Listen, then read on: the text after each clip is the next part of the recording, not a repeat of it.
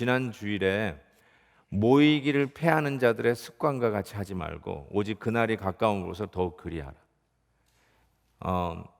하나님을 만나는 자리예요, 여기가. 그렇죠. 여러분 집에서도 만날 수 있죠. 그렇지만 이 공예배는 하나님을 만나는 자리예요. 그래서 히브리서 설교자가 은혜의 보호자 앞에 담대히 나오라. 계속 그 얘기하고 있는 거예요. 담대히 나오라.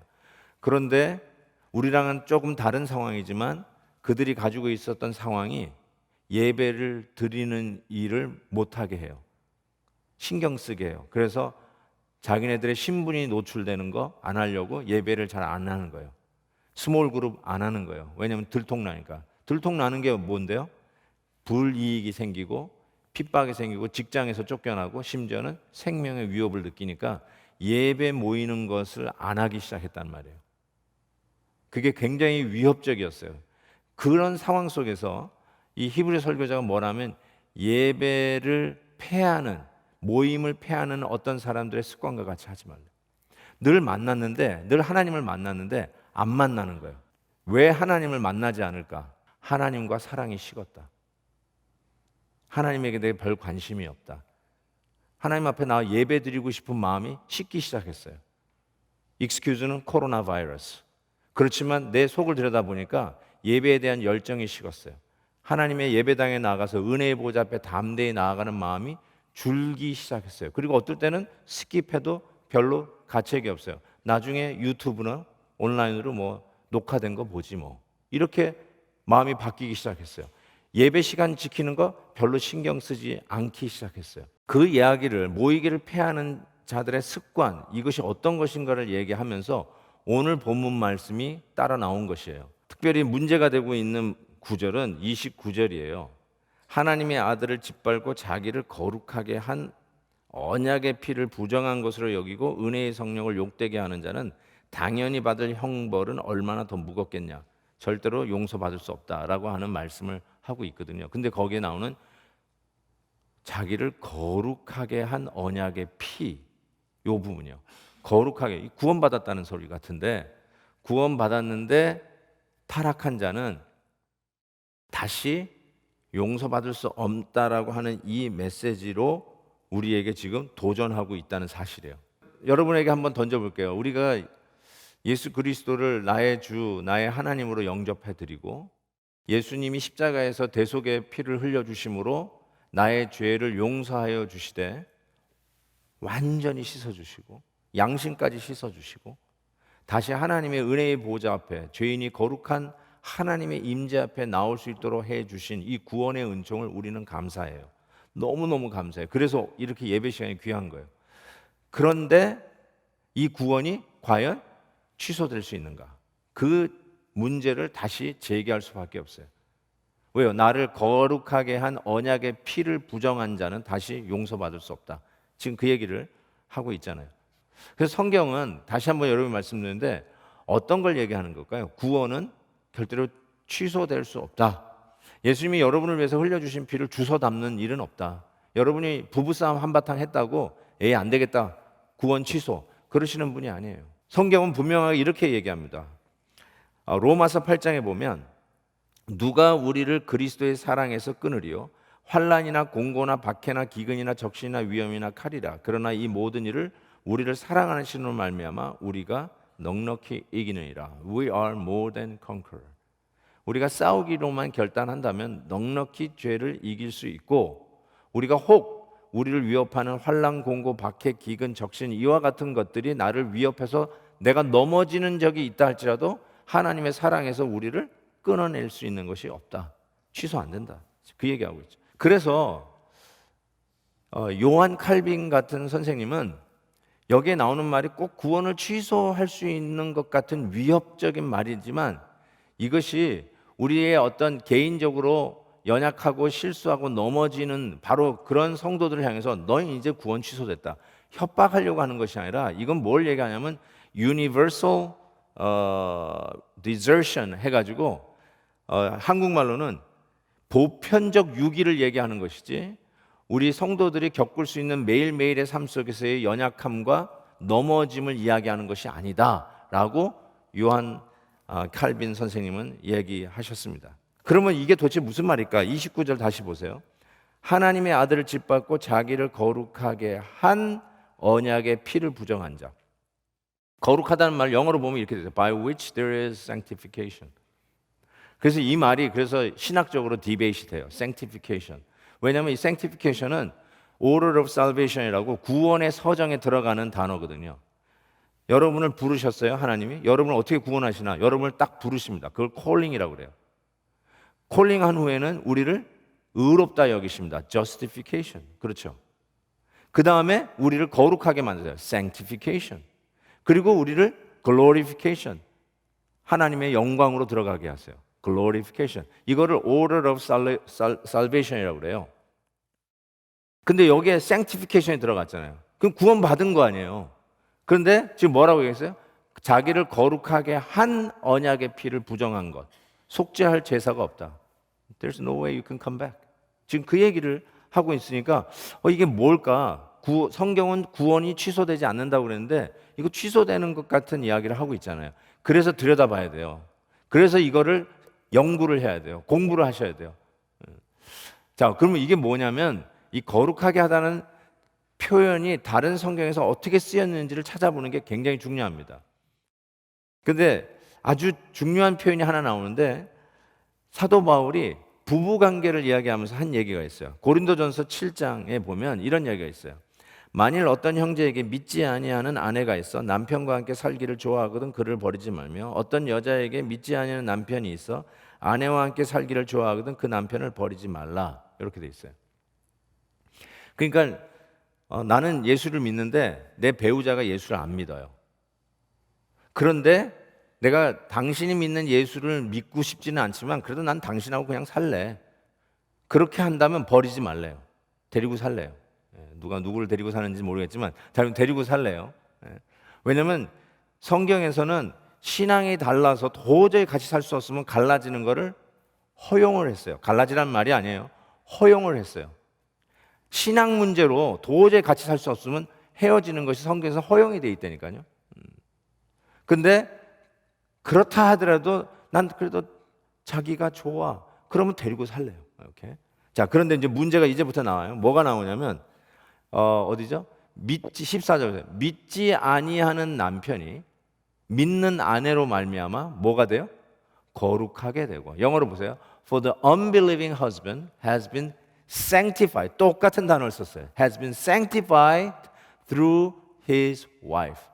자, 이제 이 부분을 해석해내야 돼요. 반대도 마찬가지예요. 믿지 않는 아내가 믿는 남편으로 말미암아 sanctify. 이게 뭐죠? 나는 안 믿어도 배우자가 예수 믿으면 나는 자동으로 예수 믿는다? 그 뜻인가요? 자동으로 구원받는다? 그거는 성경 어디에도 그런 구원론, doctrine of salvation은 그런 거는 없어요, 성경에. 그걸 주장하시면 나만 예수 믿어도 내 식구들은 다 도매금으로 구원받는다. 그런 거 없어요. 전부 다 한 사람 한 사람 하나님이 부르세요. 너와 내 집이 구원을 받아요. 맞습니다. 그렇지만 여기서 이 거룩은 뭘 얘기하냐면 하나님의 은혜의 영향권 안으로 들어가는 혜택을 얻는다는 뜻으로 쓰여요. 내가 믿는 아내잖아요. 믿지 않는 남편이 내 믿는 나 때문에 은혜의 그늘 안에서 사는 혜택을 누리는 거예요. 그거를 거룩하게 되고. 예를 들면 여러분 아내가 예수를 믿고 남편이 예수를 믿으면 그 배우자가 하나님 앞에 바로 사는 아내와 남편 덕을 보게 돼 있어요. 당연히 보게 돼 있어요. 왜요? 기도하잖아요. 배우자를 위해서 기도하는 그게 다 하나님의 은혜의 영역 안으로 들어오는 거예요. 심지어는 어떤 분들은 배우자가 예수를 안 믿어도 배우자 때문에 따라 교회 나오는 분이 있어요. 우리 교회도 있을까요? 없을까요? 당연히 있죠. 당연히 있어요. 예수님 몰라요. 근데 그냥 배우자가 가니까 내가 그래요. 가끔 안 믿는 배우자 데려오면서 목사님 오늘 제 남편 왔어요. 어떻게 왔어요? 오늘 제 생일인데 생일 선물로 교회 나와준대요. 그럴 수도 있구나. 생일 선물로 나와줄 수도 있구나. 그게 뭐예요? 실은 은혜의 영역 안으로 들어오는 거예요. 예배 이 자리에 오는 거예요. 그러면서 혜택을 받아요. 그러면서 행복한 자녀들이 다 예수 믿으면서 자라가요. 행복해요.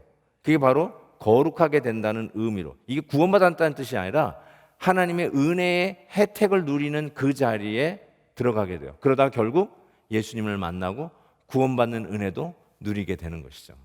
자, 그래서 성경에서 이 거룩하다, sanctification이라는 말이 꼭 구원과 이코르 동어로 쓰이는 것은 아니구나라는 걸 아는데, 오늘 이 히브리서 10장이 그 케이스라고 많은 신학자들이 이야기를 하는 것입니다. 그러니까 구원이 취소될 수 있다라는 것을 근거로 제시할 수 있는 성경 구절이 아니라, 이 말은 그런 뜻이 아니라 우리가 은혜의 영역에서 누리는 거룩, 그렇지만 하나님을 유니폼을 찢듯이 내가 다시는 아니다 하는 그런 universal desertion, 완전히 보편적으로 하나님을 유기하는 그런 것을 이야기하는 것은 아니다 라고 말씀을 하고 있는 것이죠. 자, 그러면 도대체 이 사람들 누구냐? 저는 이렇게 얘기합니다. 하나님을 완전히 저버리는 이 사람들은 도대체 누구냐? 세 가지로 오늘 본문에서 29절에 등장을 합니다. 첫 번째, 하나님의 아들을 짓밟은 자라고 얘기합니다.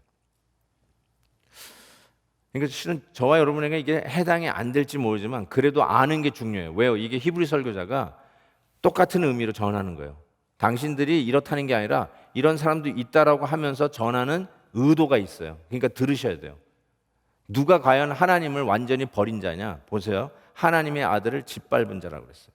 이 짓밟는다는 표현이 다른 성경 구절에서 예수님이 사용하셨어요. 당신의 상선 설교에서 마태복음 5장 보면 이런 때 쓰셨어요.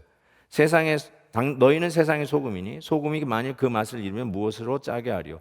후에는 아무 쓸데없이 다만 밖에 버려져 사람에게 밟힐 뿐이니라. 또 하나, 마태복음 7장에 이런 얘기 하셨어요. 거룩한 것을 개에게 주지 말며 너희 진주를 돼지 앞에 던지지 말라. 그들이 그것을 발로 밟고 돌이켜 너희를 찢어 상하게 할까 염려하라. 돼지에게 진주를 줬는데 진주의 가치를 알아요? 돼지가? No way. 그래서 뭐해요? 그 더러운 우리에서 그 진주를 밟아요. 그것처럼 우리 주 예수 그리스도를 밟는 자를 얘기해요. 하나님의 그 놀라운 독생자 예수 그리스도의 가치를 모르고 밟아. 그리고 이게 짠맛을 잃어버린 소금, 그래서 길거리에다 내다 버리는 듯이, 그래서 지나가는 사람이 밟고 다녀도 doesn't care 하는 바로 그런 식으로 우리 예수님을 취급하는 자를 얘기하고 있어요. 예수님을 밟았다는 말은 돼지가 진주를 그 더러운 우리에서 밟듯이, 똥 밟듯이 예수님을 그렇게 밟은 자. 아주 강한 표현입니다. 여러분 그러셔요? 혹시? 교회에서 시험 들면 시험 들 수도 있죠. 왜 없겠어요? 그런데 그렇기 때문에 예수님을 그렇게 밟아요? 그러면 아니라는 거예요. 이게 하나님을 버린 자예요. 하나님 앞에 다시 돌아올 수 없는 자. 두 번째, 언약의 피를 부정한 것으로 여겼다. 언약의 피를 부정한 것으로 여겼다. 예수님의 피죠. 언약의 피는. 이는 내 언약의 피니. 우리 성찬식 때 하잖아요. 이는 내 언약의 피니. 너를 위하여 흘리는 바 언약의 피다. 근데 이거를 부정한 것으로 여긴다고 그랬어요. 저는 이렇게 이거를 적용을 합니다. 그게 뭐냐면 예수님의 피, 우리는 피라고 얘기 안 하고 보혈이라고 그래요. precious blood, 보혈. 그냥 피라고 할 수도 없어요. 왜냐하면 다른 사람의 피하고 다른 거잖아요. 옛날에는 짐승의 피잖아요. 옛날 제사장들 다 짐승의 피 가지고 지성소 들어갔잖아요. 근데 예수님은 본인이 대제사장으로 당신의 피로 들어간 게 why so different? 당신의 피, precious blood, 죄가 없으신 분의 피로 들어간 이 피를 다른 피하고 똑같이 취급하는 것, 이것이 바로 언약의 피를 부정한 것으로 여기는 자라고 이야기할 수 있습니다. 예수 그리스도의 보혈에 대한 설교를 듣는데 감동이 없어요. 나를 위해서 십자가에서 돌아가셨다라고 하는 이 복음을 듣는데 전혀 가슴에 밀려오는 뜨끈함이 없어요. 감격이 없어요. 여러분이 교회를 10년, 20년 다녔든지 정말 I don't care. 예수 그리스도의 보혈로 말미암아 가슴이 뜨거워지고 눈물을 흘려본 경험이 없으면 어쩌면, 잘 들으세요, 여러분은 언약의 피를 부정한 피로 생각하는 자들이에요. 난 부정한 적으로 생각한 적 없는데요. 마치 아프리카 듣도 보지 못한, 예를 들어서 에리트리아라고 하는 나라에 에리트리아의 항공이 떨어져 가지고 100명이 죽었다고 하는 기사를 여러분 읽었어요. 그때 어떤 느낌? 아유, 안 됐네 하고 넘어가요.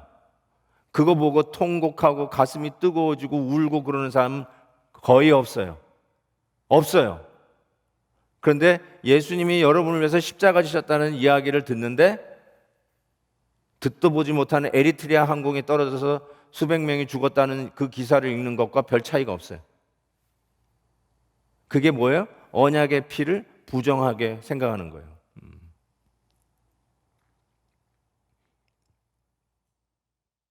제가 막 이 얘기를 하니까 속이 상하네요. 막 속이 상해. 왜 속이 상하냐면 그런 사람이 있다는 게 아니라 그런 이야기를 하는 자체가 속이 상해요.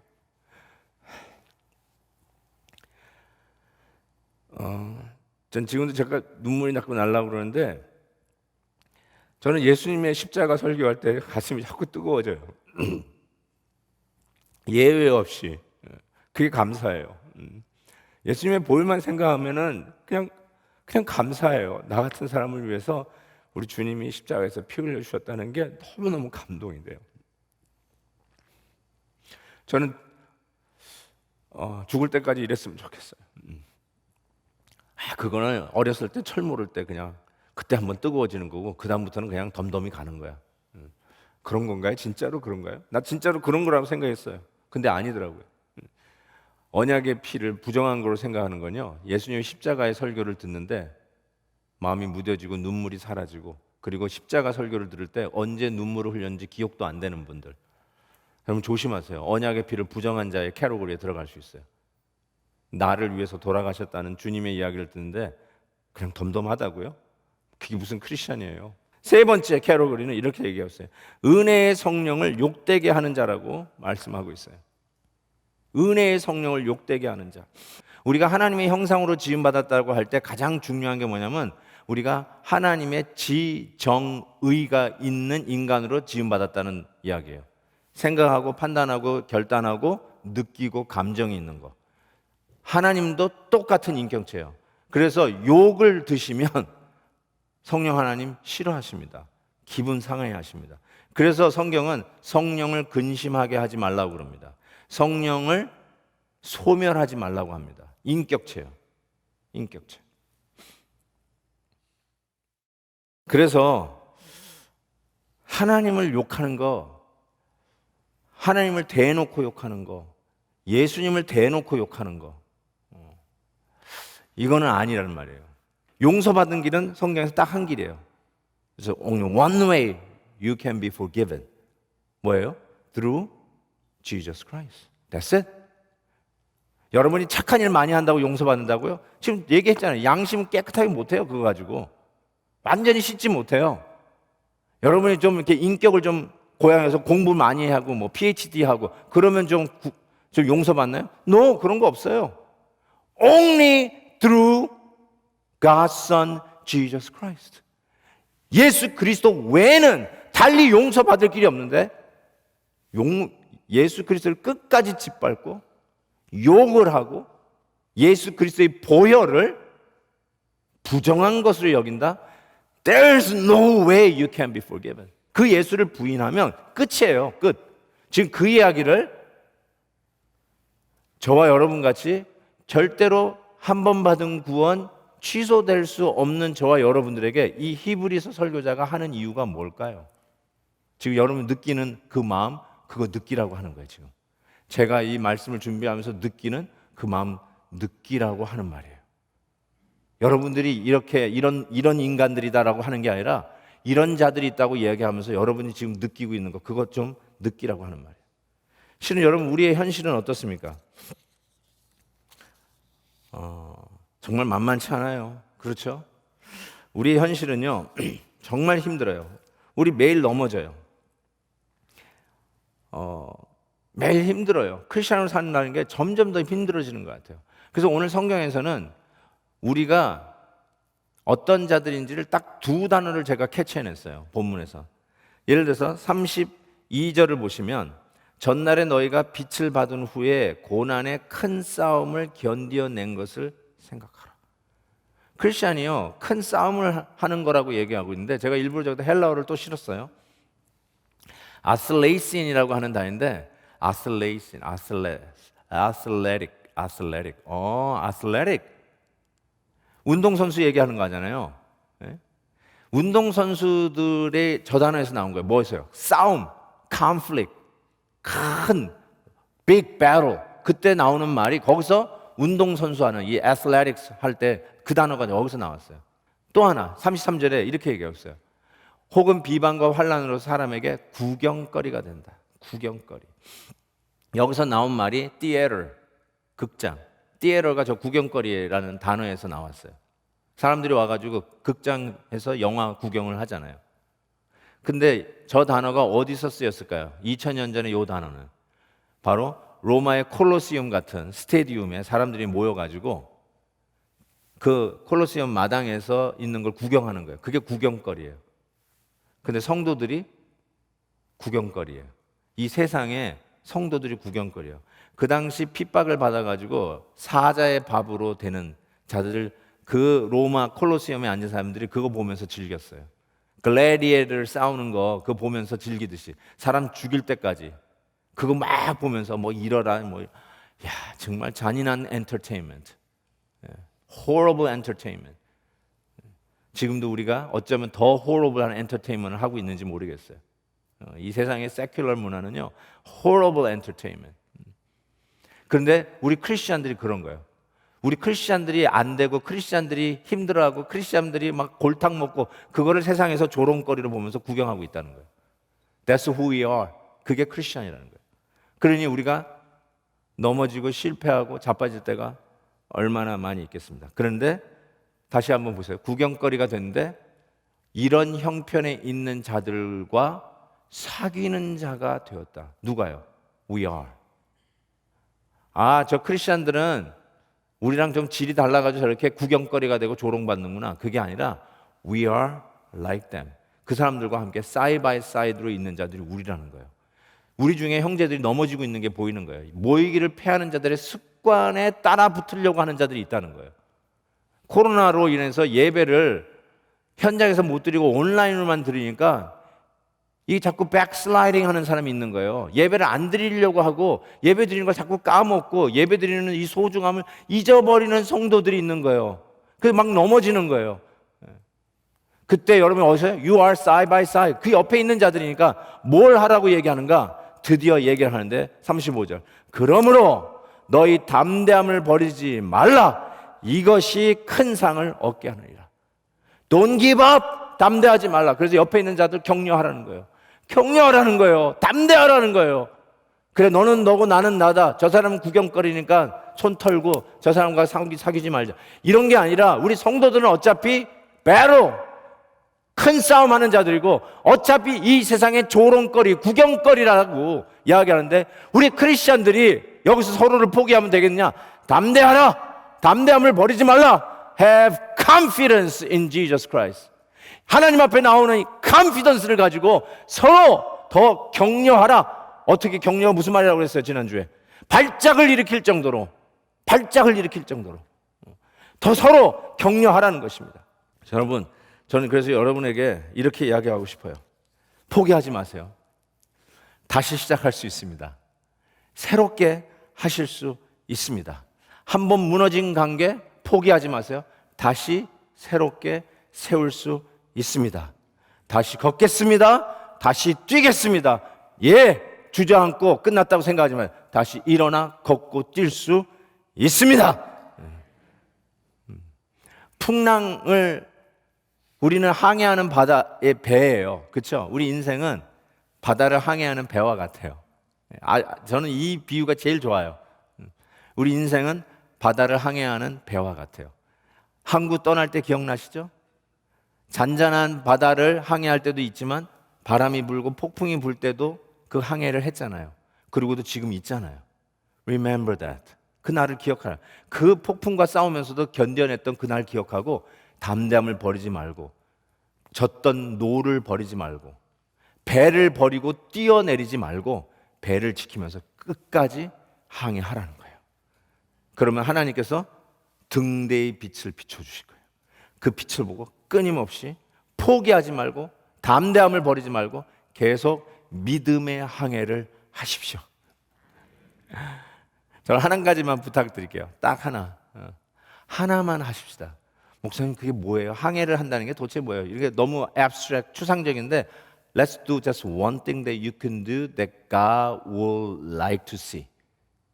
하나님이 정말 여러분을 보고 싶은 거 딱 하나만 하십시다. One thing. 뭐 난 주를 위해서 목숨을 내놓겠습니다. 그런 거 말고요. 그런 거 그건 할 때 하시고 내 배우자에게 따뜻한 격려의 한마디 해주는 거. 그거부터 하자고요. 얼마나 힘들까? 얼마나 어려울까? 안 해도 뭐 알겠지 이러지 마시고 하나만 하자고요. 내 마음이 그렇지 않아요. 그래도 해주자고요. 하나님 보시기에 야, 너 정말 크리스찬답다라고 할 만한 그거요.